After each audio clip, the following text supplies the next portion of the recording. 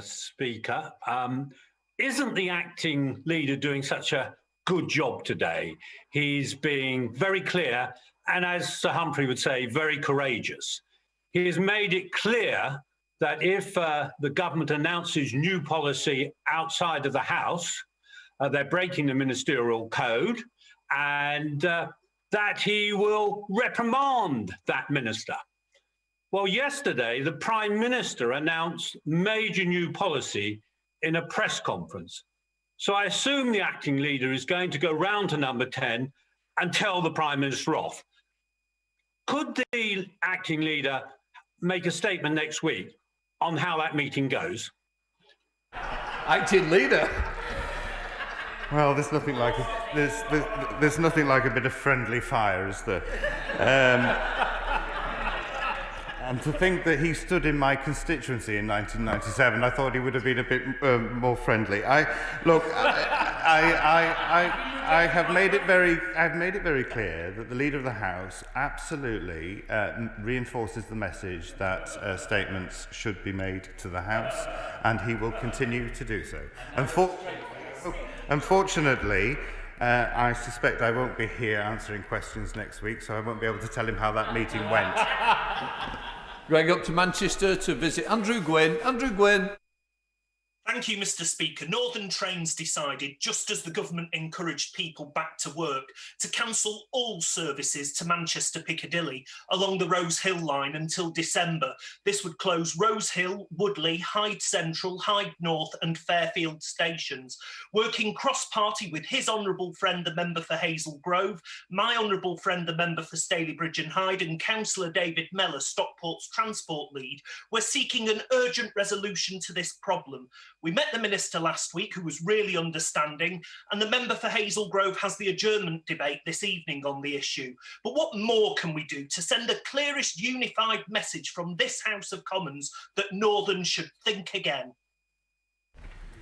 Acting Leader. Well, as the Honourable Gentleman mentions, the adjournment debate today will be on that very issue, and he will have another opportunity to raise this issue at Transport Questions next Thursday, and I'm sure he will do so. Trevor Lee. Could we have a debate on state aid? I'm mystified why this should be a problem in these free trade talks. Will the acting leader of the House confirm, indeed will the government confirm, that we have no intention of returning to the failed policies of the 1970s? We've no intention of propping up failed companies or picking winners. If the leader of the House was here, he could give us a lecture on the failed policies of 18th century mercantilism, the failed policies of autarky. So let's have a firm statement from the government that the only freedom we want to have on state aid is to give less state aid than the EU norm. Let's have it now. Acting Leader. Well, my honourable friend will be delighted to know that we're having that debate on Monday where those points can be made. Graham Morris. Thank you, Mr. Speaker. And may I ask the acting leader of the House if we may have a debate on establishing a bereavement standard to simplify, streamline and standardise the process for grieving families to close accounts with utility companies and service providers following the death of a loved one. Now, I anticipate he's going to say I should go and see my good and honourable friend, the member for Gateshead and the Backbench Business Committee. But may I respectfully draw the leader's attention to EDM 818, and he will see there are sound arguments there, as well as aiding families of supporting businesses.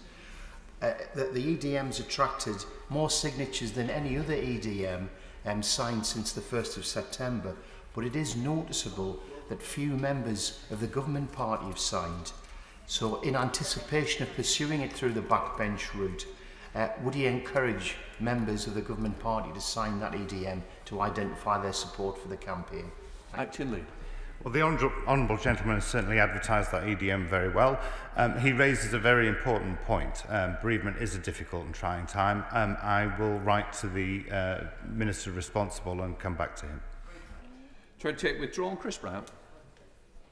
I was taught your word is your bond. If you sign something, you honour it. If you swear something, you stand by it. And that absolutely essential to British values was the rule of law that underpinned democracy. I am completely perplexed how a Lord Chancellor, who has by law to swear that he will respect the rule of law, could possibly sign off explanatory memorandum for the bill that we're to debate on Monday, which says that there are inconsistencies and incompatibilities with international and other domestic law.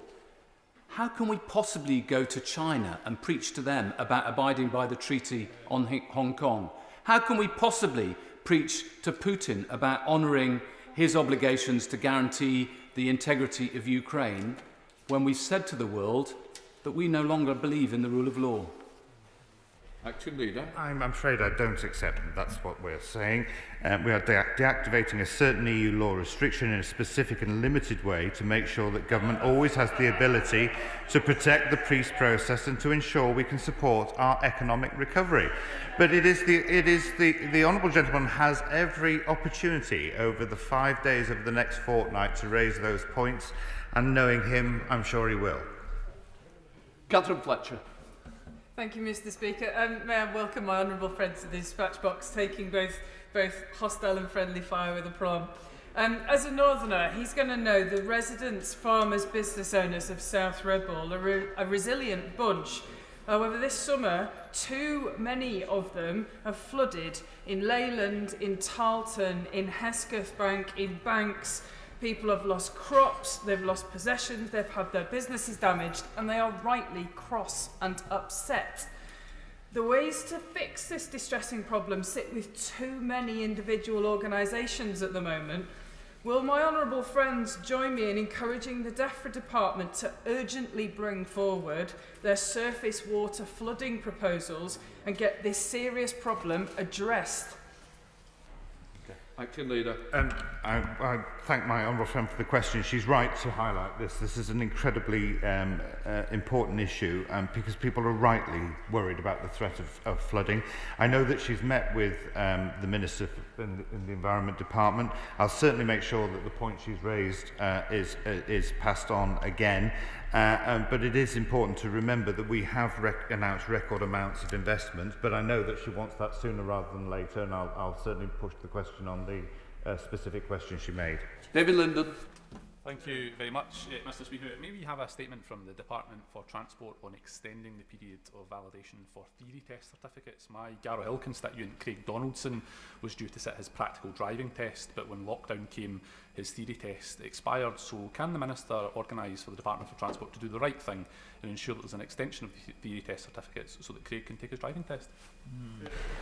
Well, I'm sure Craig is like many young people or other people across the whole of the country who are keen to get on with their tests. He has the opportunity on Thursday to raise this question at Transport Questions, which I'm sure he will do. Steve Baker. Thank you, Mr. Speaker. Listening to the skillfully reassuring, indeed mellifluous responses of my right honourable friend at the dispatch box, one could easily forget that outside this House, increasing numbers of reasonable people have a mounting sense of alarm about the government's response to coronavirus. Further to my honourable friend, right honourable friend for New Forest's question, can I just press him that we really do need a debate in government time on liberty and the rule of law under the government's coronavirus response? Leader. Well, I know my honourable friend is a passionate advocate of civil liberties and has made that point on many occasions in this House. I'll certainly raise that point for a debate with my right honourable friend, the Leader of the House. Damnanjeet Singh Desi. Thank you very much. Mr. Speaker, despite the horrors of Grenfell and subsequent government promises, the majority of buildings which were identified as having ACM flammable or other dangerous cladding still have it covering their walls. High-rise residents, including in my Slough constituency, have been left concerned for their safety and understandably frustrated that even after 3 long years, so little has been done to help them. Indeed, at the current rate of remediation, it will take a shocking 39 years to fix. So does the acting Leader of the House agree that the government must do much more and that he personally should allocate time for members to raise this important issue in a debate to give those despairing constituents a voice? Acting Leader. As I said a moment ago to my honourable friend, the government does take this very seriously. 215 buildings have now had their ACM cladding removed. That represents 47% of buildings, and work is already underway on a further 108. But he's right, it is important, and I will be making sure that ministers have heard his voice. Mr Speaker, yourself and indeed the Acting Deputy Leader and House of Commons staff should be congratulated on the fact that we have not lost one single sitting day in this Parliament as a result of coronavirus. But we also need to find a new balance, a new way of working. The caller system and the continued lack of Westminster Hall debates, it reduces our ability to raise issues that we do need to consider. And also, there's a risk of losing the spontaneity of this place, which is so important. I mean, usually at 10:30 in this place, it's standing room only, and look, even the socially distanced places are empty.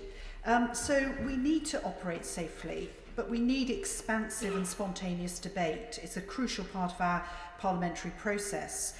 So can the acting leader of the House reflect on that and perhaps draw together a way of addressing those issues in the way that we run the House? And perhaps he can explain to me, why don't we have Westminster Hall debates next week? What's stopping us?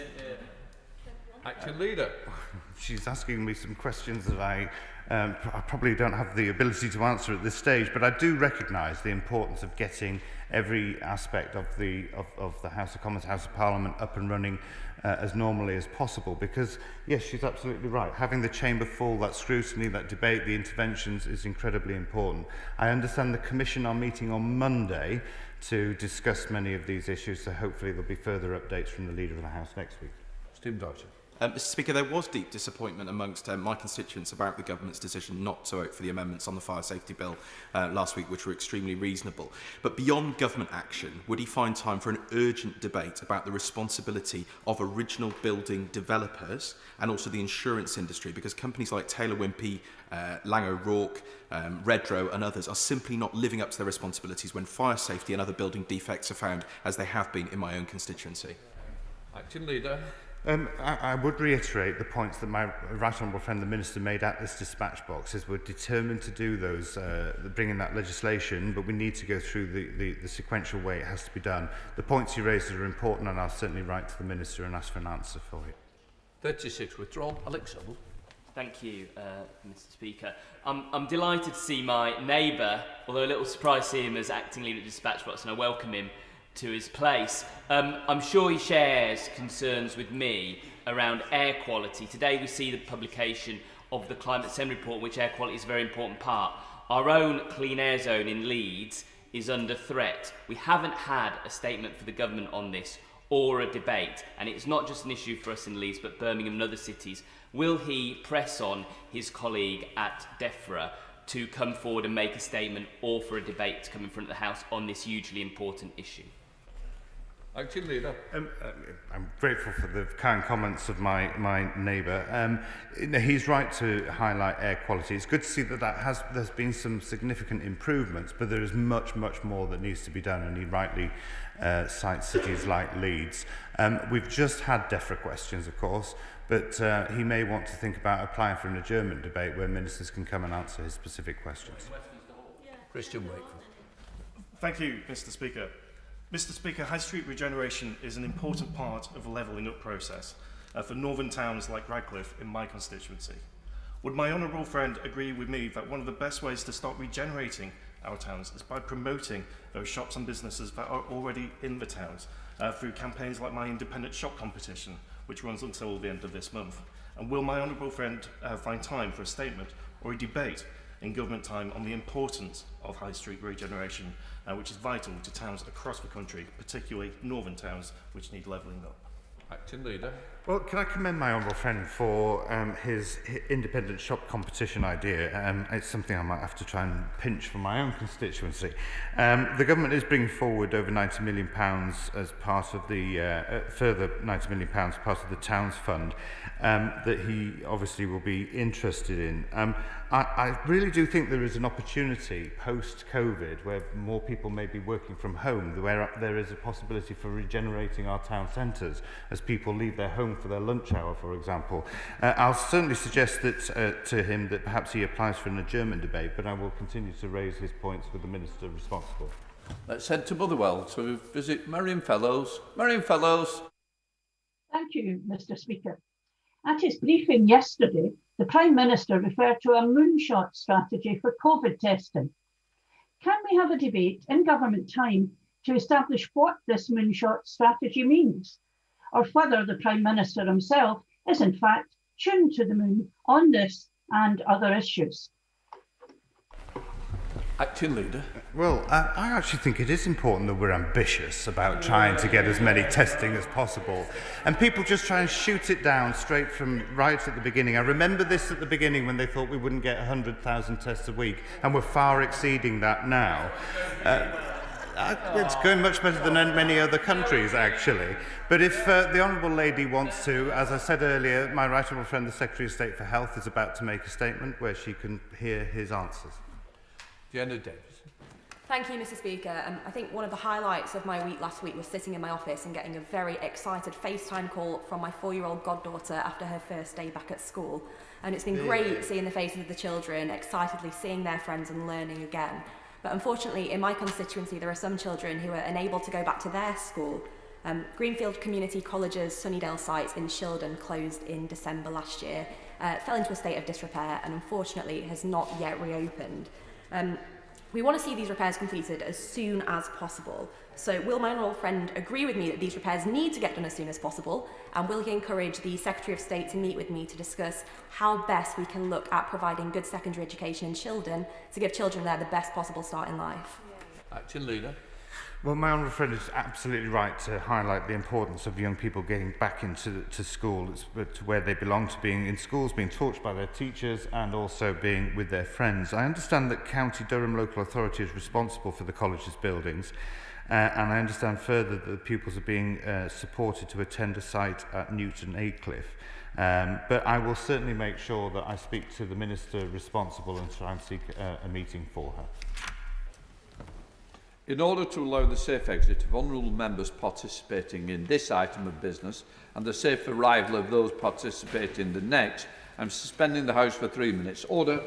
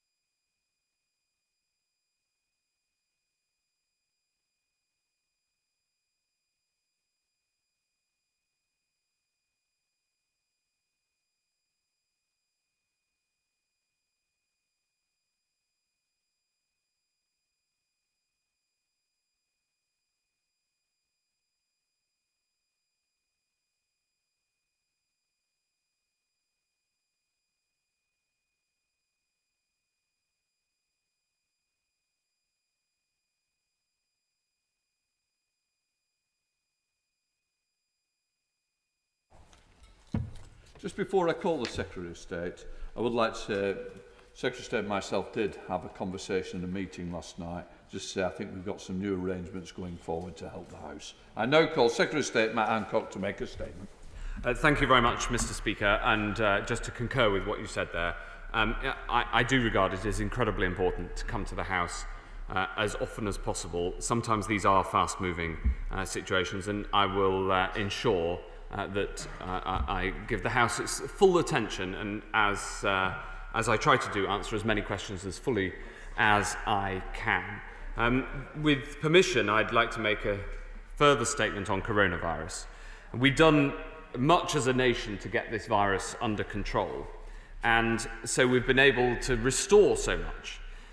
Just one example, figures today show that radiotherapy services in England have now returned to pre-pandemic levels, and this is good news and will save lives. But as I said to the House on Tuesday, we are seeing some concerning trends, including an increase in the number of positive cases, especially, but not only, amongst younger people. As the Chief Medical Officer said yesterday, we must learn from the recent experience of countries like Belgium, who successfully put in place measures to combat a similar rise in infections. And so today, Mr. Speaker, I'd like to update the House on a number of new measures that will help us to get this virus under control, to make the rules clearer, simpler, and more enforceable. First, Mr. Speaker, we're putting in place new rules on social contact. We've listened to feedback from the public and the police, and we're simplifying and strengthening the rules, making them easier to understand and easier to enforce. In England, from Monday, we're introducing the rule of 6. Nobody should meet socially in groups of more than 6, and if you do, you will be breaking the law. This will apply in any setting, indoors or outdoors, at home or in the pub. It replaces both the existing ban on gatherings of more than 30 and the current guidance on allowing 2 households to meet indoors. There will be some exemptions. For example, if a single household or support bubble is larger than 6, they can still gather. Places of education and work are unaffected. COVID-secure weddings, wedding receptions and funerals can go ahead up to a limit of 30 people. Organised sport and exercise is exempt. Mr. Speaker, these are not measures that we take lightly. I understand that for many, they'll mean changing long-awaited plans or missing out on precious moments with loved ones. But this sacrifice is vital to control the virus for the long term and save lives. And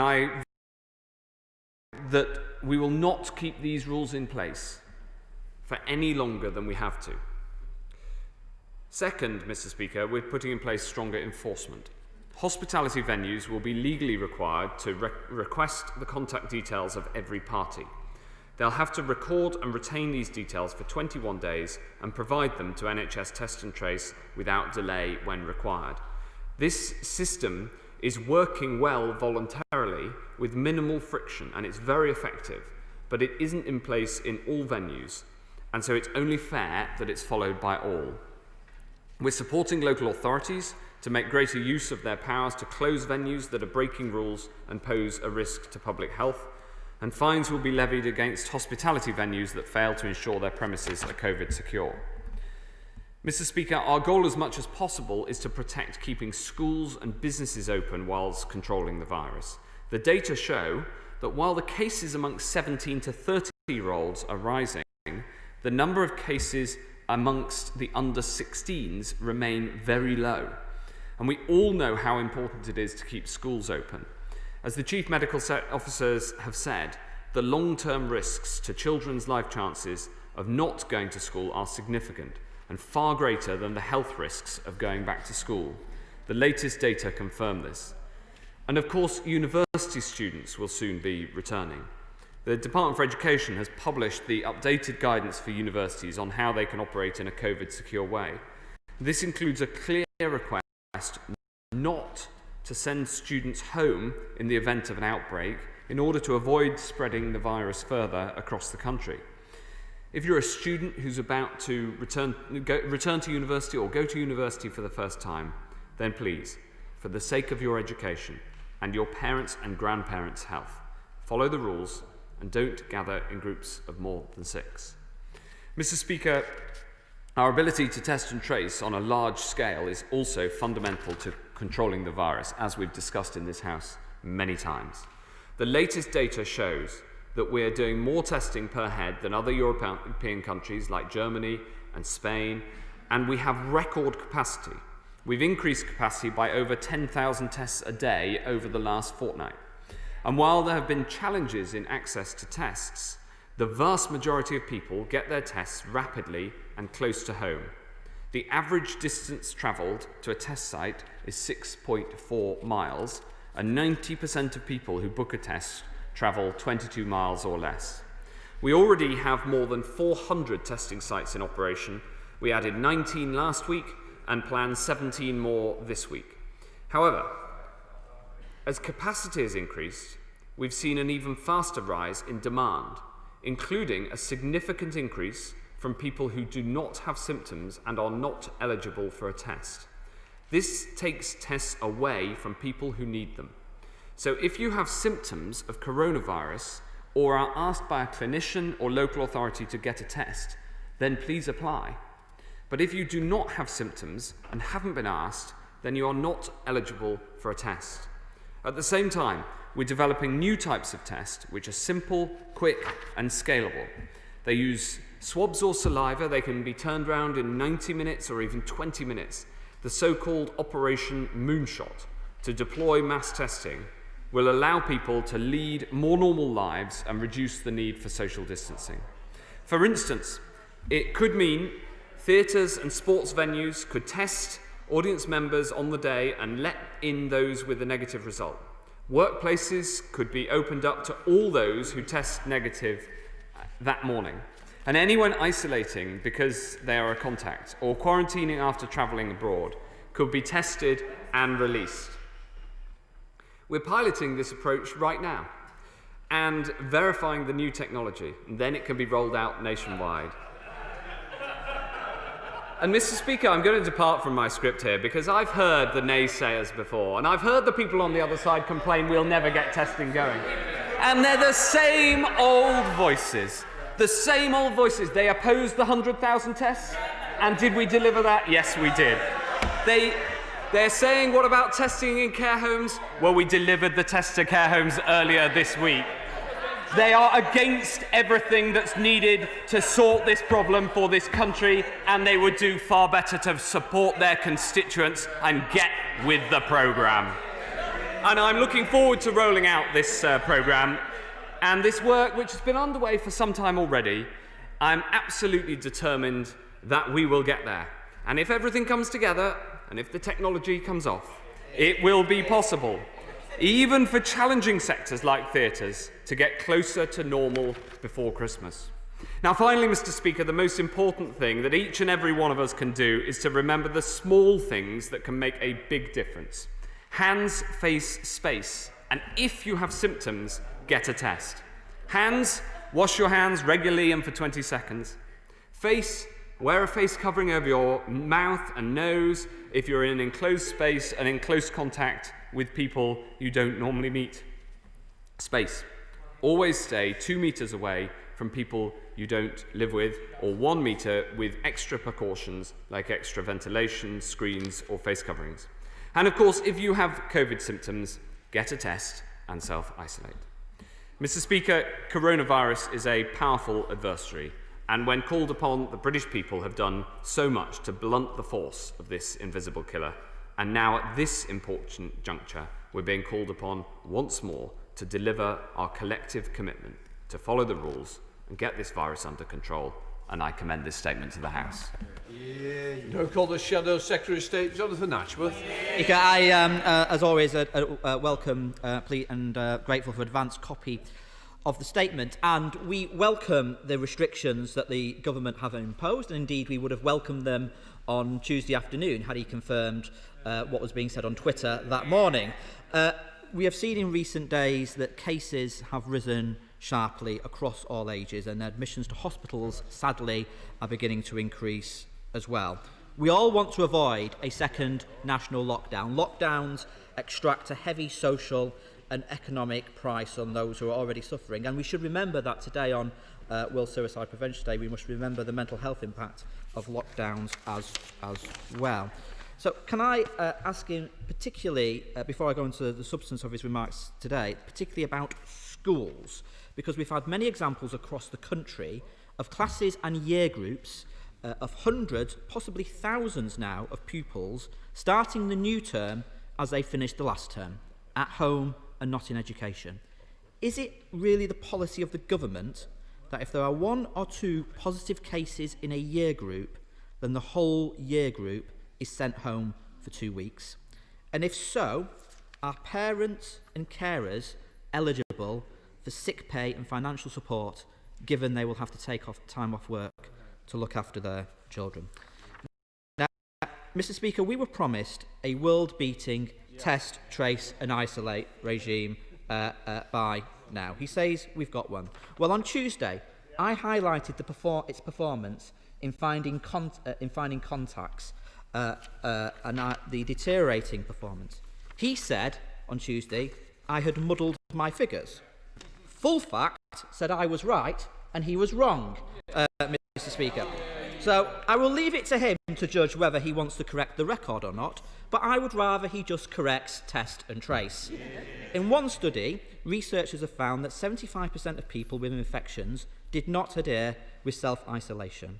I know he is piloting extra support, but we need a system now, urgently, so that those who are low paid and in insecure work can isolate without fear of losing their jobs. We need a system immediately. We've been calling for it for months and months and months, as he knows. And on testing, I mean, he told us a few moments ago to get with the programme, Mr. Speaker. We just want him to deliver testing for our constituents, Mr. Speaker. We've had examples after examples of people being told to go hundreds of miles. In Telford, the borough has been gridlocked because the system has been telling everybody to go to Telford. And yesterday, he was touring TV studios trying to dampen demand, even though he previously told this House in July, this was his quote, "If you have symptoms, if in doubt, get a test." That's what, if in doubt. He was telling people to get tests, Mr. Speaker. So having encouraged people to get tests, and with 8 million pupils returning to school, with thousands going back to workplaces, as his Prime Minister has insisted upon, surely it was obvious there would be extra demand on the system, and why didn't he plan extra resource capacity to process tests? It isn't the fault of ill people asking for tests, Mr. Speaker. It's his fault for not providing them. And we had no apology today to our constituents who have been told to travel hundreds of miles for a test. And having failed to provide the tests that people need, and by the way, having failed to provide wider diagnostic tests, the waiting list for diagnostic tests has hit 1.2 million today. That's the highest on record. He now wants to deliver 10 million tests a day as part of his so-called Project Moonshot. Now, I've long been pushing him for a strategic mass testing regime from the start. The World Health Organization told us to test, test, test. But we're all fed up of undelivered promises and world-beating. Mass testing is too important to become another failed project. It's all well and good, him talking about moonshots and the Prime Minister telling us we'll be tested every morning. Even better would be simply delivering the extra testing that is needed now, not just headline figures. So I have some very specific questions. First of all, the Prime Minister told the nation he wants this in place by spring. The Chief Scientific Advisor pointed out it's completely wrong to assume this is a slam dunk that can definitely happen. So how quickly will this be delivered, and how quickly will the pilots in Salford and Southampton be assessed? Secondly, what is the cost? According to the British Medical Journal, leaked documents suggest the cost will be 100 billion. Is this correct? If it's not correct, can he tell us what his estimate is of the cost of processing 10 million tests a day, and can he tell us how much has been allocated to Project Moonshot? Thirdly, who will deliver it? There are universities piloting projects, like University of Leicester, who are rolling out LAMP testing. What discussions has he had with them? But it's reported that he has already signed agreements and understandings for this project with GSK, Serco and G4S to deliver this. What procurement processes have been undertaken, and can he tell us if that is correct? Fourthly, what are the priorities? He's still not testing the loved ones of care home residents who are desperate to see relatives. And when will the government actually deliver the routine testing of all frontline NHS staff that we've been demanding for months? Mr. Speaker, effective testing depends on quick turnaround and local access. It depends on effective contact tracing. Given he's not even been able to deliver these basics, how on earth do we expect him to deliver this moonshot? Yeah. Secretary of State. Well, Mr. Speaker, I think that the honourable gentleman was rather better when he was supporting the government action in the first part of his response. And what I'd say to him is, he can't seem to decide whether he's in favour of more testing or whether he's against it. All we get is complaint after complaint rather than supporting his constituents and the people of this country in our quest to get through this virus. Firstly, on who is eligible for a test, precisely as I said and as he literally read out, if you have symptoms, get a test. But if you don't have symptoms, then you are not eligible for a test unless you've specifically been asked. And yes, if you have symptoms, and if you're in doubt of whether those symptoms are coronavirus or not, get a test. But if you don't have symptoms, don't get a test. It hasn't changed. It's exactly the same. What's changed is the honourable member opposite not knowing whether he's coming or going. And he doesn't seem to understand. He doesn't seem to understand that the way you build a huge project like our testing, which is at record levels, is that you back all the horses. He once again complained about businesses supporting us in our rollout of mass testing. Again, this divisive approach is wrong. We support universities to deliver more testing. We support businesses to deliver more testing. We support the NHS to deliver more testing. We don't support the totally confused approach on the benches opposite. He doesn't know whether he's in favour or against of more testing. He asked about the money. £500 million has thus far been allocated to this project, but it's likely that there will be more. And he asked about staff testing in the NHS, where, as he well knows, we follow clinical advice, but we always keep it under review. Finally, he asked about schools, and the policy on schools is that if somebody tests positive, then that bubble does need to self-isolate, and a bubble is defined by those who are in close contact within a school setting. I'd finally, though, like to end on a point on which we strongly agree. This World Suicide Prevention Day, all of us are united in our support for the mental health services that are provided across this country, and our support for all those who are working hard, for those who have mental ill health or who are at risk of suicide. It is a project on which all of us are on the same side and working together to support people. Chair of the Select Committee.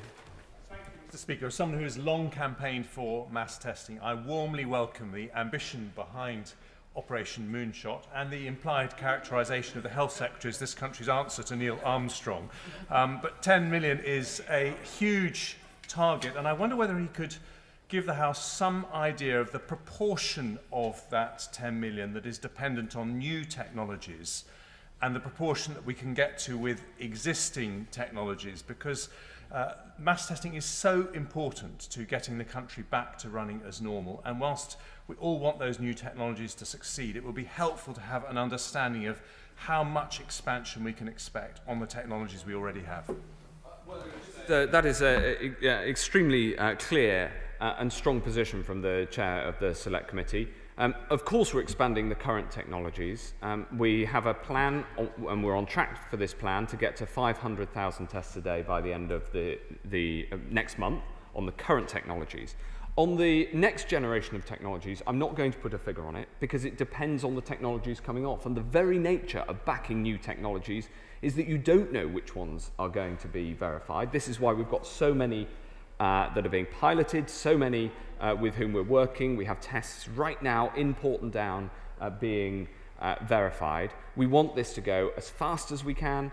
We want this to go as large as we reasonably can, but we do not put a specific figure on it. What we do is put all of our weight and support behind this project, which will have the positive benefits that my right honourable friend so eloquently sets out. We're heading up to Linlithgow to Martin Day, the SNP spokesperson. Martin Day. Thank you, Mr. Speaker.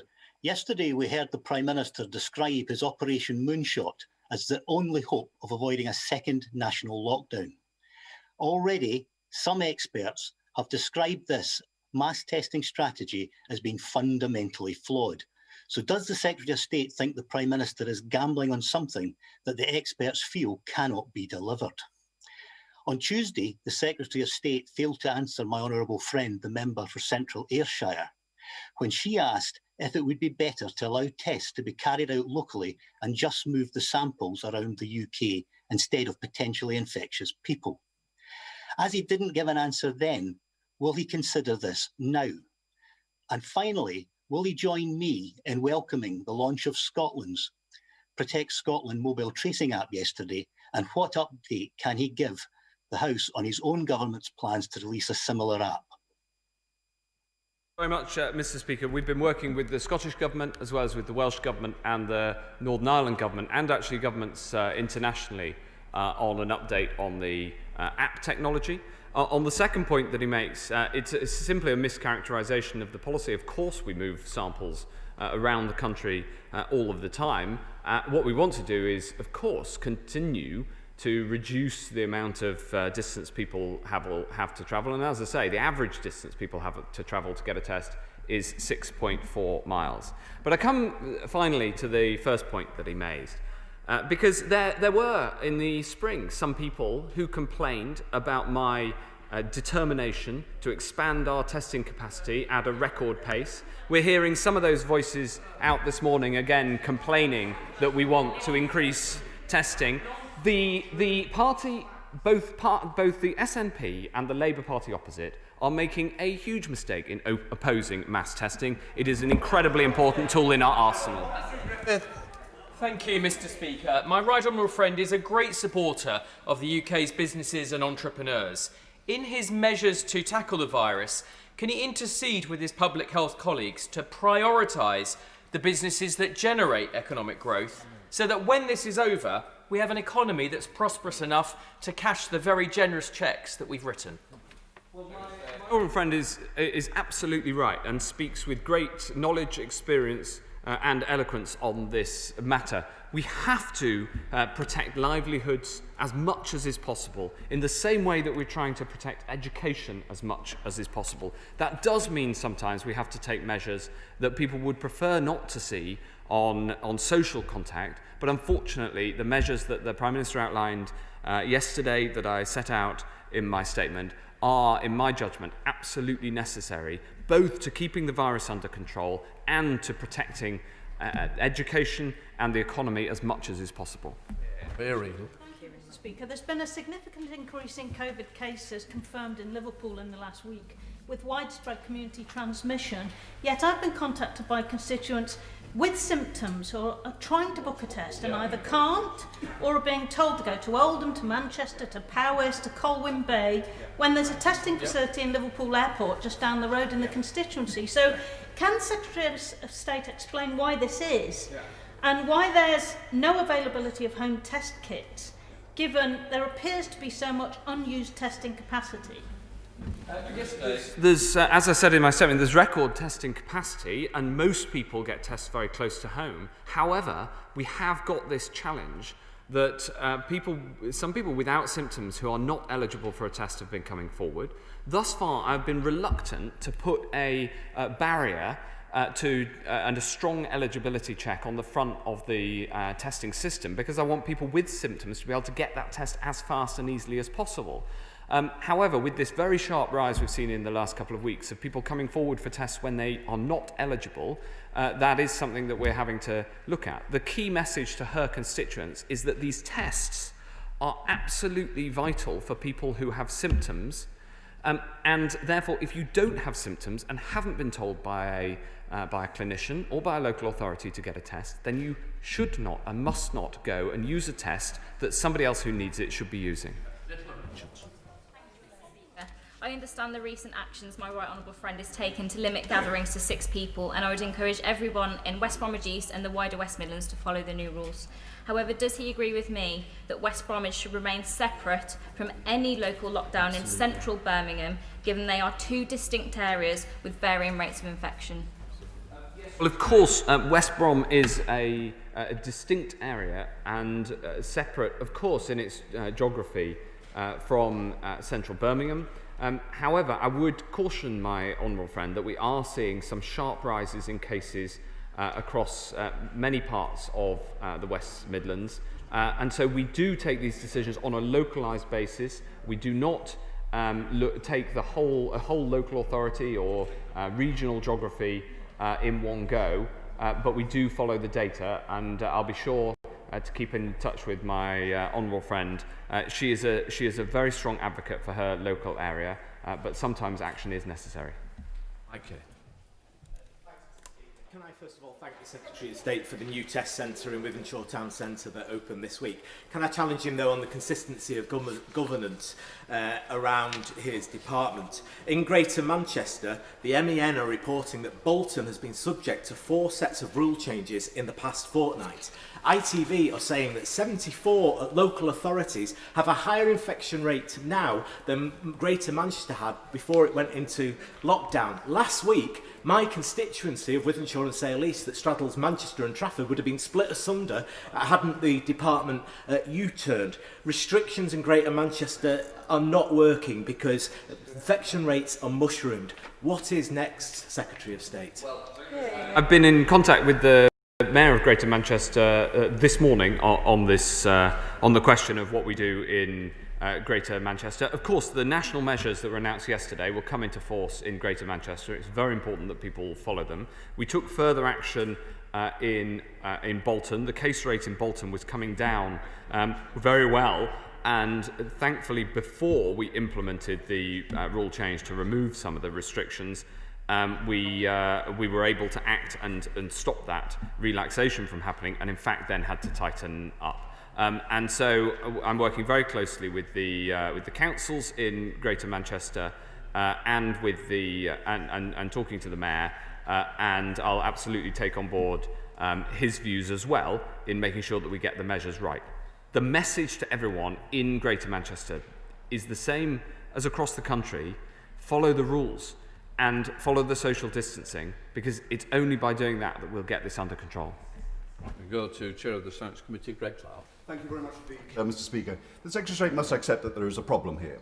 Constituents of mine in Kent this week, displaying symptoms of COVID, were advised to go for tests to Bude in Cornwall and Galashiels in Scotland. And this is in a mild September, before the autumn and winter, when people have coughs and colds that may look like symptoms of COVID. And it's no good blaming people who are asymptomatic. I'd be interested if the Secretary of State can say what percentage of people are turning up for testing that don't have symptoms. I think this needs his personal grip. He referred to the need for him to increase testing capacity from 1,000 a day to 100,000 a day. This is an urgent matter. It needs a grip before the autumn bites, the autumn-winter bites. Will he commit by the end of the month to make sure that anyone that has symptoms of COVID can get a test at a reasonable place convenient to their home? That is, of course, my goal. It's my goal for that to happen immediately. And the challenge is both to increase the capacity, a subject that my brother and I have discussed at length, and I know he's a strong supporter of. It's also a matter of making sure that capacity is used by the right people. And this is why I am clear about the eligibility for testing. And it's really important that people hear that message, that if you have symptoms, of course, you should get a test. We urge you to get a test because we need to find out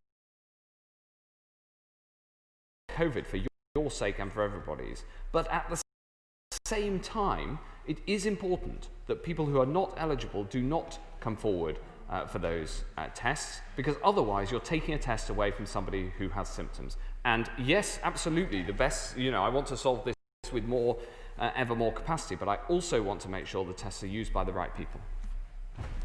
We go to Manchester to Afzal Khan. Thank you, Madam Deputy Speaker. Many of my constituents are incredibly anxious about schools reopening and want to send their children off to school in the knowledge that they are safe. I'm sure the Health Secretary agrees that keeping schools open safely requires a testing infrastructure that is fit for purpose. So can he explain to the House why each school has been provided with only 10 testing kits? We have very strong protocols on the return to school, and I'm really glad at the success of the policy to get all of the schools back. One of the unsung successes of the government over recent weeks, and that is working effectively. The guidelines set out very clearly when testing is appropriate. Again, testing is appropriate for people who have symptoms, close contacts of people who need to self-isolate, not to get a test unless they themselves have symptoms. And the reason for that is because if they got a test, it wouldn't allow them to leave self-isolation anyway because of the risk of false negatives. So that's why we have the policy as it is. We have given each school 10 or more tests so that they can easily use them if in an emergency, and that's been warmly welcomed, I know, by most schools. Laura Farris. Madam Deputy Speaker, a successful return to school in West Berkshire has been matched with a reduction in the availability of testing. I've listened to my right honourable friend this morning, and if there is a reluctance to impose more stringent eligibility criteria, would he consider an order of priority based on, for example, working parents, teachers being able to access tests sooner? Again, there hasn't been a reduction in capacity in Berkshire or anywhere else in the country. There's been an increase in capacity. She makes a very good point, though, about the prioritisation. The question is how to enforce a prioritisation without for people that need them. And that's something that we're looking at now. And now we go to Lancashire, to Rosie Cooper. Thank you, Madam Deputy Speaker. Could the Secretary of State please explain the lack of availability of home testing kits, which has dropped dramatically in, for example, my area of West Lancashire, where very ill pensioners, in the absence of home testing kits, have been offered tests 80, 100 miles away. And also in the assurance he's given, the confusing messages that there are too many getting tested, or if in doubt, get tested, how that deals with the asymptomatic carriers or spreaders. And this is a huge hidden danger. So in the light of his earlier comments, my constituents would genuinely love to get with the programme, get tested where necessary, and stay safe, if only the government's words met their actual experience of the system. Clarity is that she calls for can be provided as follows. If you've got symptoms, get a test. If you don't have symptoms, if you haven't been asked to go and get a test, then please don't use a test that one of the Honourable Lady's constituents, who she rightly refers to, who needs a test because they've got symptoms, and they may, for instance, as she says, be elderly. That's who the tests are there for. The capacity is expanding, the capacity is building every single day, and we need to make sure we get those tests to the people who need them. Sean Bailey. Speaker, and to reiterate the point made by my honourable friend and neighbour from West Bromwich East, equally my communities in West Bromwich West of Wednesbury, Albury and Tipton are in themselves very much unique and diverse, particularly from Birmingham. But can I just ask my right honourable friend, I was very reassured by his reply to my question last week about a sub-level approach to national restrictions. Could he just perhaps confirm to me what that looks like in detail, and in particular where we draw those lines, and the approach that will be taken in that won't be an arbitrary line drawing process, but a real engagement with local stakeholders? Well, we consider this the approach to local action on a ward by ward level. And for instance, in parts of East Lancashire, in parts of West Yorkshire, we have a ward-by-ward decision. However, well, and that is driven by the data. And so we do across the board, and I do take very seriously the views of the local directors of public health. And there are several parts of the country, including his, where I am concerned about the rise in the number of cases. And now we go to Bolton, to Yasmin Qureshi. Madam Deputy Speaker, the lockdown in Bolton will devastate the hospitality industry and affect the physical and emotional health of my constituents. Can I therefore ask the Secretary of State to ensure that my constituents can be tested in Bolton as soon as they require it? And also, could he ask his friend the Chancellor to provide more financial assistance to the Bolton economy? The maximum of £1,500 for 3 weeks is not enough. It just about pays for one employee on a minimum wage.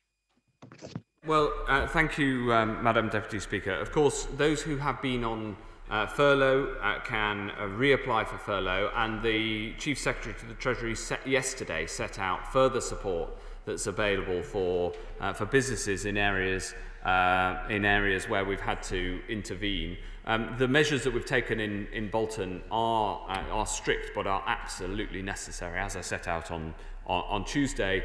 And I'm grateful for the Honourable Lady's support for those measures and the discussions we were able to have before they were introduced. Lucy Allen. Thank you, Madam Deputy Speaker, and I thank my right honourable friend for his statement, and I very much welcome the exciting progress on developing saliva testing. Outstanding progress has already been made in expanding testing capacity, and my right honourable friend deserves our thanks for his tireless work. Inevitably, this is not without its challenges. Now, on Tuesday evening, hundreds of cars from across the country, and I mean hundreds, from across the country descended on Telford on its testing site, as directed by the booking system. Tests quickly ran out, roads were blocked, people who had travelled from as far away as Cornwall, Stockport and London were turned away, and my constituents were no longer able to access tests in the area, and they in turn were sent elsewhere. Now, what assurances can my right honourable friend give that the error in the booking system that directed so many people to come to Telford has now been corrected? And does he agree that people should not be crisscrossing the country and travelling for many hours to secure a test? Yes, I absolutely do. And I agree with my honourable friend and her description of the situation, which is that we have built this system at great pace. I didn't know about this example in Telford, although I had heard of people telling me that there's been a lot of people directed to Telford in this instance. In fact, I had a meeting on the problem of people being directed too far only on Tuesday evening after being in this House, Madam Deputy Speaker. And so it is something that the broad problem is something that we are absolutely looking at, and I will go and take away the particular example and find out exactly what glitch caused it. Munira Wilson. Thank you, Madam Deputy Speaker. I note in the statement that organised sport is exempt from the new regulations. Now, we all want life to return to normal, including sport, which is an important sector of our economy. But as things stand, next month, 20,000 spectators are currently scheduled to travel to Twickenham to watch a rugby international. Now, could the Secretary of State help me to understand the logic that if the scientific advice suggests a family of 6 cannot meet with a relative in their garden, why the Prime Minister is saying that the guidance around sporting events, which would see thousands of spectators travelling around the country to stadia, drinking and socialising, is still only under review? She's answered her own question, Madam Deputy Speaker, because the Prime Minister did announce that programme is under review, and the results of that will be announced shortly. Harriet Baldwin. Thank you, Madam Deputy Speaker. Now, we accepted massive restrictions on our liberty in March because we wanted to protect the NHS from being overwhelmed, and we achieved that, and indeed not all the capacity was used. We are now imposing more restrictions on people's liberty. Is the Secretary of State's strategic goal for England, does it continue to be to protect the NHS from being overwhelmed, or has he now gone further, and is he aiming for zero COVID in England? Madam Deputy Speaker, the NHS, we did protect the NHS all the way through the peak. And the building of the Nightingale's Hospital is something that this country can rightly be proud. We saw the expansion of hospitals in that. They built that hospital in China in 2 weeks, and lots of people told me we'd never do it here. And then we did it here in 9 days, and I'm very proud of the team who delivered on that. The strategic goal is to keep the virus down. The problem is that if the R goes above 1 and the numbers start going up, they inexorably continue to rise. So it isn't okay just to let it rise a bit. The problem is once it's going up, it keeps going up unless you take action. That's one of the lessons that we've learned. We learnt it in the spring, and then we've relearnt it if you simply compare Spain, France and Belgium, where in Spain and France the curves have kept going up, and in Belgium they took some pretty significant action similar to what we announced yesterday, and the curve has come down again. And so that's why there isn't a trade-off between taking action, even if it is tough action, and protecting the economy and protecting, for instance, the ability to open schools. I hope that that answers her question. We have seen a number of countries around the world announce that they're going for an eradication strategy. Indeed, the Scottish government announced it was going for an eradication strategy, but this virus has shown that it is very, very hard to eradicate, and we want to keep it under control whilst we pursue both the mass testing and then the vaccine to deal with it once and for all. Sarah Owen. Thank you, Madam Deputy Speaker. Tomorrow, I'll be at Rowland's Pharmacy in Sundon Park. I'll hopefully be able to get my flu jab if supplies allow. And this year, it's more important than ever to get a flu jab to protect capacity in our NHS. Can the Secretary of State provide an update on the number of vaccines secured for people this winter? And will he guarantee that there will be enough vaccines for all at-risk groups? The answer to the second question is yes. We are rolling out the biggest ever flu vaccine programme, and we've continued to buy flu throughout the spring and summer, as it was obvious that we needed a much bigger programme than is normal. In the first instance, that will be available to the at-risk groups, including the over 65s and those with health conditions on the flu list, and then we'll expand it to the over 50s, depending on the take-up in the highest risk groups. We set this out a couple of months ago, and the flu jab is coming on stream soon. I was at a pharmacy myself this morning where they're rolling out the flu jab from Monday, and it'll be accompanied by a huge advertising campaign to encourage people to get the vaccine for flu. Sir Graham Brady. Thank you, Madam. From Monday, the government is imposing the most profound restrictions on people's personal liberty and family life. Why has there not been a debate and a vote in the House of Commons this week? Madam Deputy Speaker, I will take away the point that my right honourable friend makes and discuss it further with the business managers. I've come to the House today in order to be able to answer questions on this matter. I take the point that that is not the same as the statutory instrument itself, and it is something that I have had discussions with the business managers on. Inevitably, in this with a pandemic, we do have to move fast from the health perspective, and I'll make sure that I get back as soon as I can to the right honourable gentleman once those discussions have concluded. Emma Lewbach. Thank you very much, Madam Deputy Speaker. South Shields is on the watch list. We have a testing station in my constituency, yet people can't get a test at all or are being told to travel with symptoms to the other end of the country. So far this week, the Secretary of State has said it's the fault of young people, it's the fault of schools, it's the fault of holidaymakers. In fact, it's everyone's fault for doing exactly what he asked and trying to get tested. He should show some leadership, own his failures and tell us how and when he's going to rectify this awful mess. Across the country, the average distance people have to travel is 6.4 miles, and it's really important that the messages from all those who are responsible, and public servants and have strong public voices like she does in South Shields, across South Tyneside, the North East, and indeed across the country. It is incumbent on us all to repeat the critical public health messages that if you have symptoms, get a test, but if you're not eligible, then please don't use up the tests that are needed for other people. Mike Wood. Thank you, Madam Deputy Speaker. Youth organisations like Scouting and Guiding and sports training clubs are vital for the social development of young people in Dudley South. Will my right honourable friend do everything he can to make sure that these youth organisations and sports coaching can continue for as long as it's safe to do so? Yes, my honourable friend who speaks so clearly for his constituents and for the young people who enjoy those facilities, he will be, I'm sure, pleased to know that youth groups are exempt from the rule of 6 because they have their own COVID secure guidelines in the same way that schools do, in the same way that organised sport is exempt. Bambo Sharanambu. Thank you, Madam Deputy Speaker. In his statement yesterday, the Prime Minister said he would introduce an army of COVID marshals to help ensure social distancing in town centres. So can the Secretary of State tell me how these COVID marshals will be recruited, how much they'll be paid, how they'll be paid for, and what powers they will have?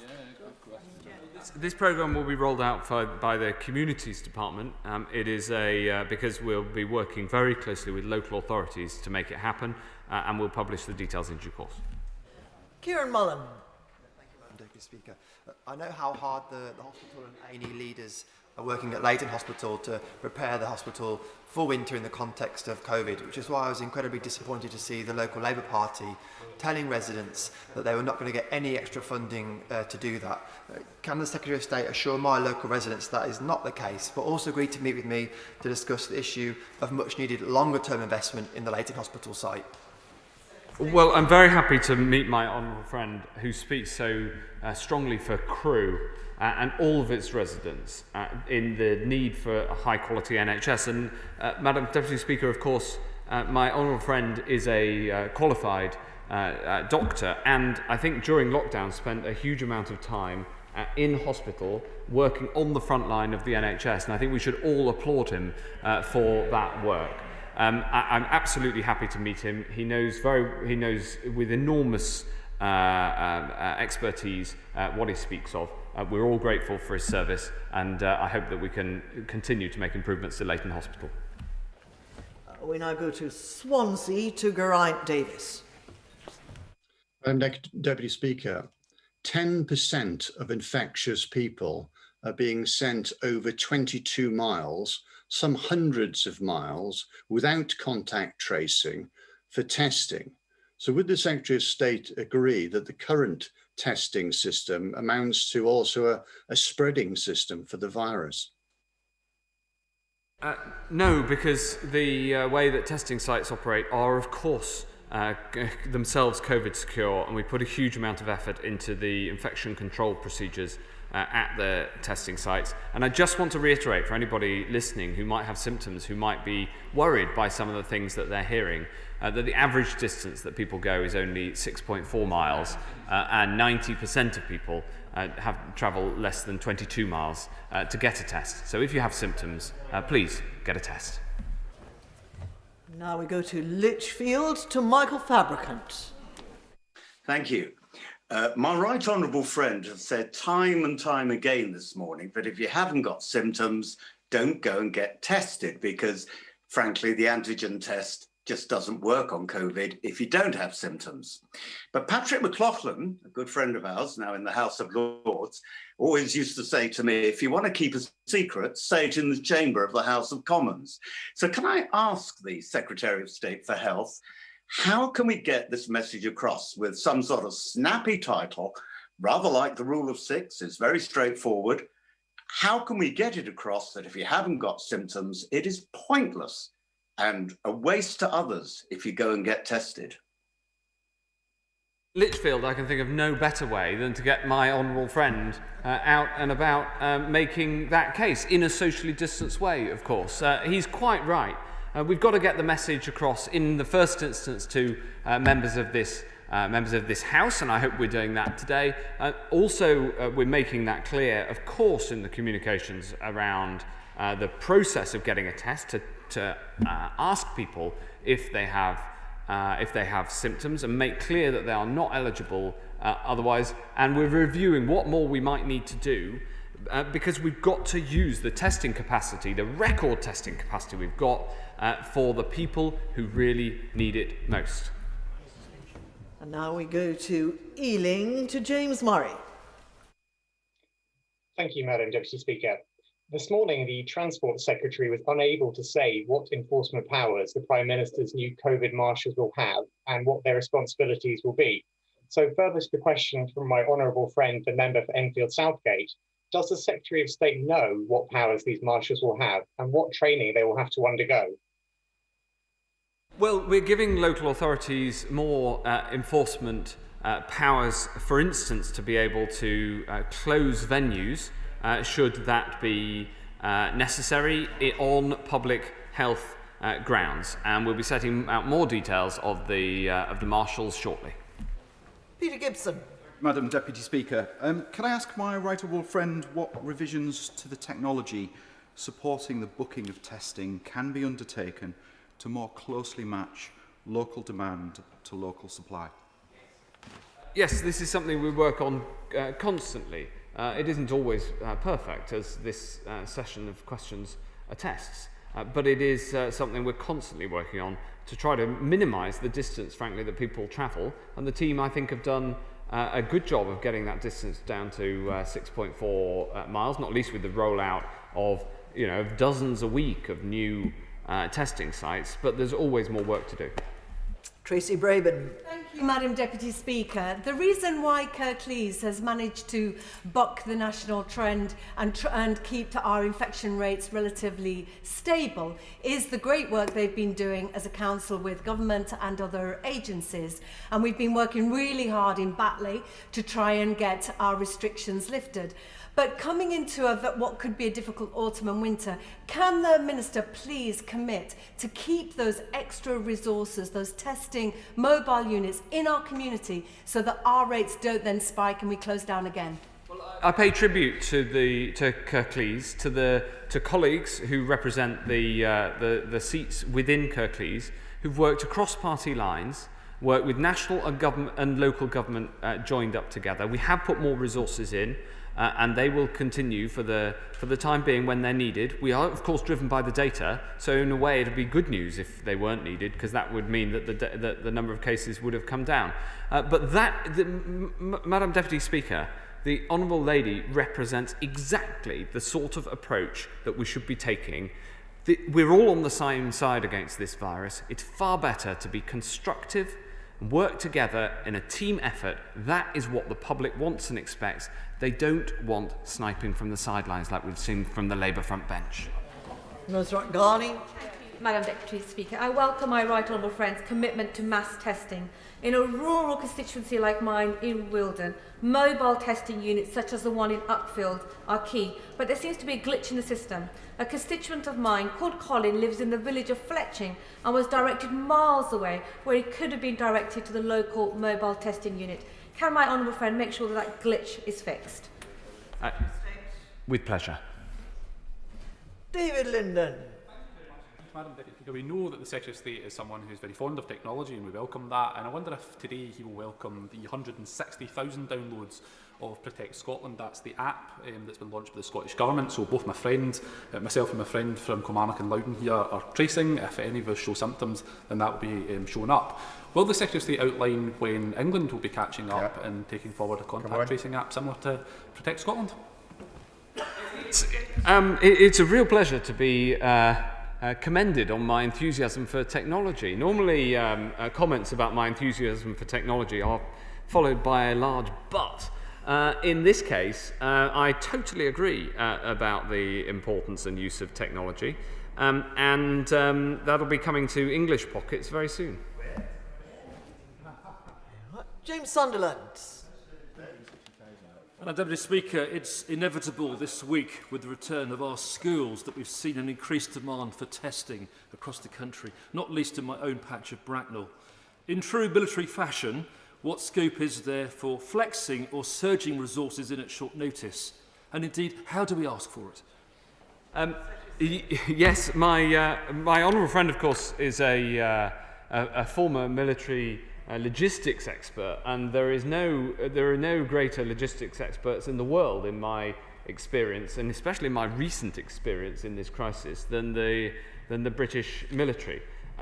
So he knows that of which he speaks, and we are surging, but we're surging particularly into areas where the case rate is higher, and thankfully in his part of the world the number of cases remains relatively low. Clive Afford. Madam Deputy Speaker, I'm very sympathetic to the idea of mass testing and have been for some time, but what does the Secretary of State say to someone like Professor David Spiegelhalter, who's said that mass testing could lead to hundreds of thousands of false positives, and with the knock-on effect that there was, over 1 million people could be told to self-isolate because they've been in contact with those people. What assessment has the government made of that issue? Yes, well, I welcome his enthusiasm for mass testing. You might want to have a word with his colleague on the front bench. Of course, the specificity of a test is incredibly important, so that you don't get false positives. There are ways to deal with it, and of course, those are taken into account in the Moonshot programme. Randall. Deputy Speaker, as children return to school, there's an understandable anxiety amongst parents in Gedling that they can get ready access to testing if they require it. As the head of Richard Boddington School wrote to me this morning to say that delays and difficulties accessing testing will keep children away from school. Can my right honourable friend assure me that as well as access to testing centres, parents can continue to apply for home testing kits in order to get prompt results? Well, of course, when somebody has symptoms, then they can apply whether to go to a drive-through centre or to have the home tests that of course are available. It's just that the demand has gone up, especially with this demand from those who don't have symptoms. If people don't have symptoms but have been in close contact with somebody who's tested positive, of course they shouldn't be applying for a test, because as was just mentioned earlier in the debate, the problem is that you may well get a false negative, and you need to self-isolate anyway. So we're really clear about who should be getting a test and who is eligible for a test. But in a way, his question demonstrates why mass testing is also so important, so that we can roll out this testing even further. It's funny because the honourable gentleman on the front bench opposite used to be a great supporter of Tony Blair, the former Prime Minister. Tony Blair knows where he says, I am. I mean, maybe he needs to have a word. Tony Blair's a big fan of mass testing. It's a pity that the honourable gentleman on the front bench opposite doesn't know which way he's looking. Jim Shannon. Speaker, and thank the Minister for his commitment to the job in hand. It's all about balance. It's about balance between the health and the scientific approach that's given, but also to ensure that the economy is okay. So can the Secretary of State outline what discussions have taken place with those who have successfully implemented a different type of response to the coronavirus, such as Norway and Sweden? And does the Secretary of State believe that we can also learn lessons and perhaps indeed consider other approaches? Yes. My honourable friend is absolutely right in raising this question. We're constantly looking across the world at the different approaches. Sweden has unfortunately had many more deaths from coronavirus than Norway next door, so we do look at the difference in approaches. And for instance, in this second rise that we've seen across parts of Europe, we're looking at the difference between the response to that second rise from Spain and France and to that of Belgium that I mentioned earlier. So we're constantly vigilant and looking abroad and trying to find the best way to keep the virus under control, but also support education and the economy. Nathan. Thank you, Madam Deputy Speaker. I wonder if the Secretary of State could give some advice to my constituents. One teacher had symptoms on Tuesday, rang for a test, was told to go to Oldham, which is a 160-mile round trip. She opted, because she has a one-year-old child, she didn't want to do that and she was feeling too ill to do the drive. So she opted for a home test, which came, but she hasn't got the results back yet. Another teacher in the same school, her daughter was ill. She has not been able to get any test anywhere apart from it being sent. She still hasn't got the results.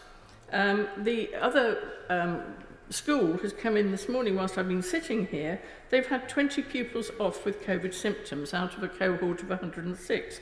One of the parents subsequently rang in to say they tried to book an appointment for their daughter, spent 9 hours online, was offered an appointment in Glasgow. Now, Derbyshire is in the middle of the country. Glasgow is several hundred miles away. She turned this down, which is not a surprise, and persevered and got an appointment today at Burton. She went, the staff wouldn't carry out the test as the parents don't have a barcode which has still not been received by them. There were 4 booths at Burton. No one else was there using them, only this parent, his wife and their daughter. What do parents do in this situation? Well, if people have symptoms of coronavirus, then they should self-isolate and get a test. And yes, we've heard of examples, of course we have, of people having challenges getting tests. I'm very glad, though, that in 2 of the cases that my honourable friend outlined, those home tests have been sent. And in the 3rd case, there was clearly a technical problem, given that there was the barcode is emailed to people who supply their email address. But people with COVID symptoms need to self-isolate, and then if somebody gets a positive test result, then their households do have to also self-isolate. These policies are absolutely critical to the control of the virus. Liz Twist. Thank you, Madam Deputy Speaker. It's been reported that the coronavirus pandemic is leading to a quieter epidemic in mental health. The amazing North East suicide prevention charity, If You Care Share, say that calls to their helpline have risen by nearly 300% during COVID. And a survey of Samaritans volunteers found that callers across the country are generally more anxious and distressed than before the pandemic. So, can the Secretary of State tell us what plans are in place to support local areas like mine of Gateshead to ensure that support is there before this becomes a crisis? Yes, absolutely. And the Honourable Lady is quite right to raise this.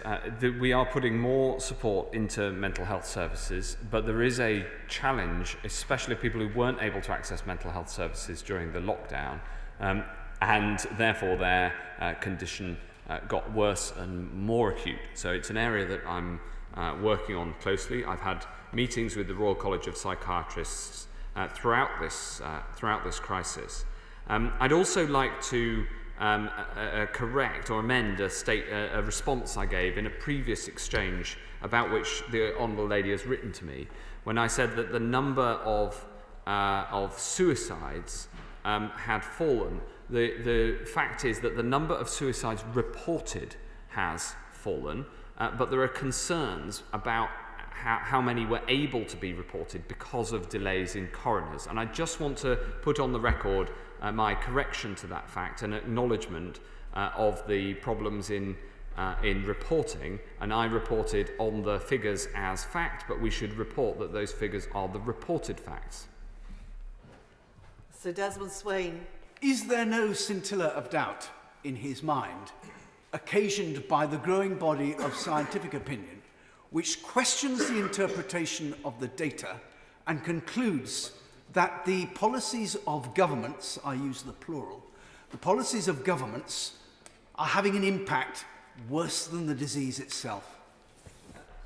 I'm afraid to say I would love my right honourable friend to be right, but I firmly believe, not only based on the clinical advice, but also based on my own analysis of and judgment of the facts and the international comparisons, that it is necessary for the public health of the nation to take actions to control the spread of the disease and to take the firm and now legislative actions that we are. And the reason is that if the virus spreads, we know that it then spreads into the older age group who too often die from this disease. And we also know that it doesn't just go up in a straight line. If you let this disease rip, it goes up exponentially.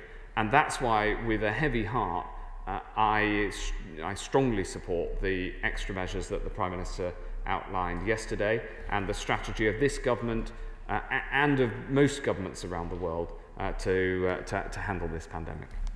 Chris Bryant. Nobody pretends that this is easy, but there are real problems in the system.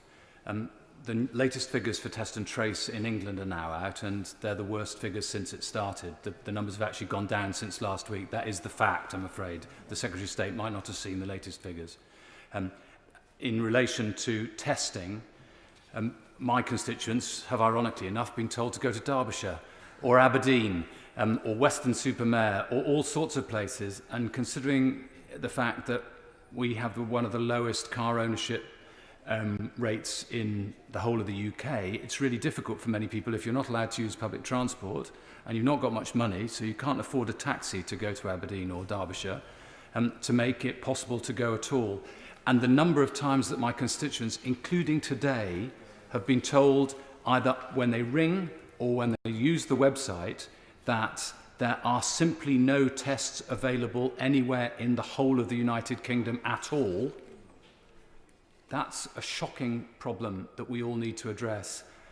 I just hope the Secretary of State would please, please, please stop with all the huffing and puffing and simply just get on with trying to solve these problems. Our constituents are really worried that they're not able to do the right thing. And if people stop doing the right thing, then we will lose control of this completely. Madam Deputy Speaker, that is exactly what I'm trying to do, and I appreciate the tone in which he asked the question. Just to be clear about the data on contact tracing that have just been released, for the number of people who provided details of one or more close contacts, we reached 82.0 of those in the last week up to the 2nd of September, up from 79.9% in the previous week. Felicity Buchan. Thank you, Madam Deputy Speaker. Care homes in my constituency are allowing family visits in their gardens. However, they are very concerned that the weather is about to turn. What is my right honourable friend's advice to my care homes? Well, the challenge of how to keep people in care homes safe is a really tough one. And the reason that it is because visits to care homes are important not only for our well-being and our desire to see our loved ones, but also for the mental and physical health of those who are in care homes. However, we also need to protect them from the disease because they are amongst the most vulnerable to it in the whole of society. There are COVID secure ways to have visits to care homes, including indoors. Again, once we get to a position of mass testing, this is the sort of thing that we will be able to deliver to enhance that support and make that easier. She's quite right to raise it, and it's something that I long to be able to provide a solution to. Ben Lake. Deputy Speaker, I agree with the Secretary of State on the importance of mass testing.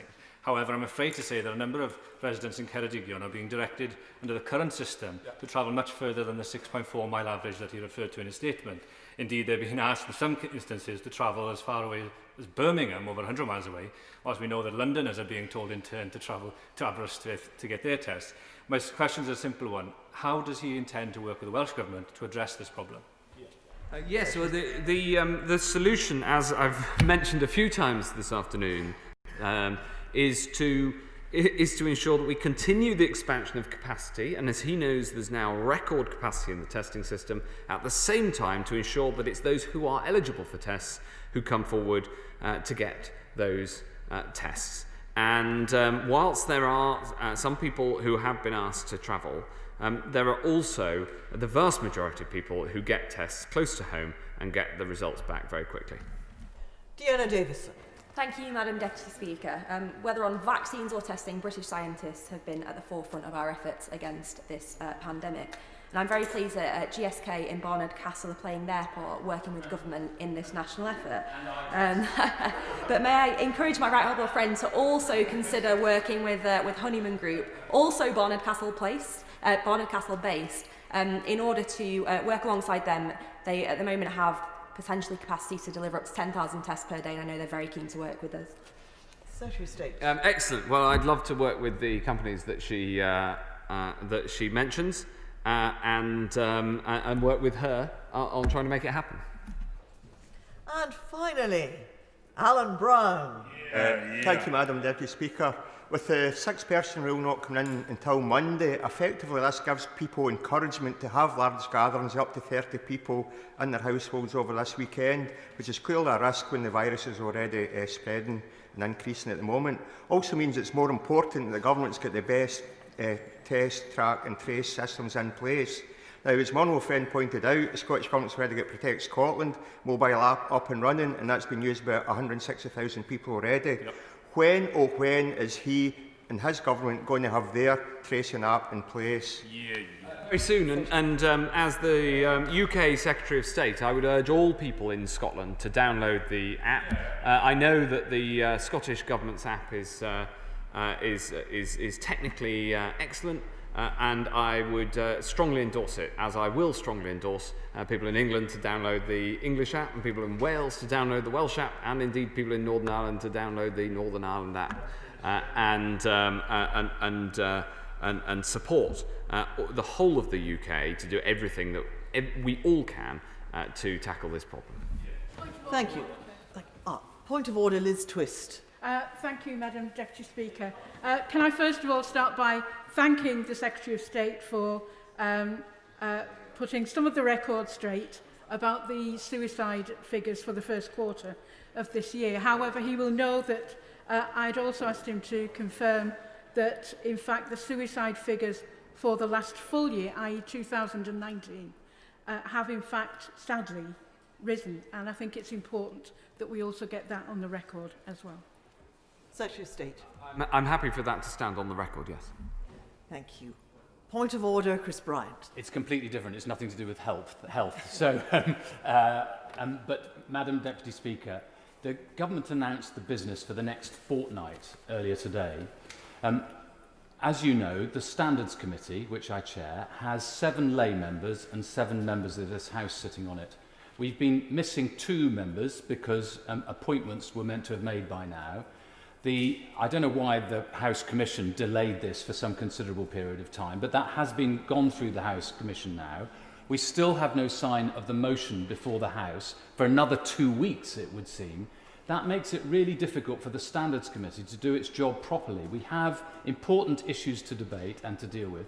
I just wonder whether you could kick some shins somewhere in government just to make sure that we get this motion so that these people have been appointed. They're desperate to start the work. It all seems a bit unfair on them.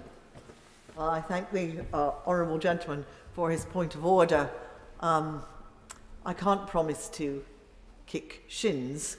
I've always found that the use of the stiletto heel works better, but I don't intend to do that either. But I do appreciate the point that the honourable gentleman has made, and he's right to make it in the chamber. I will make sure that Mr. Speaker is aware of his very reasonable concerns, and I'm quite sure that the Treasury bench will let the Leader of the House know of the concerns, I got a nod from the whip, of the concerns of the honourable gentleman. It is vitally important that a committee like the Standards Committee is able to carry out its work properly, and the House ought to facilitate that. Thank you. I will suspend the House for 3 minutes in order to allow people to leave safely and carefully. 3 minutes.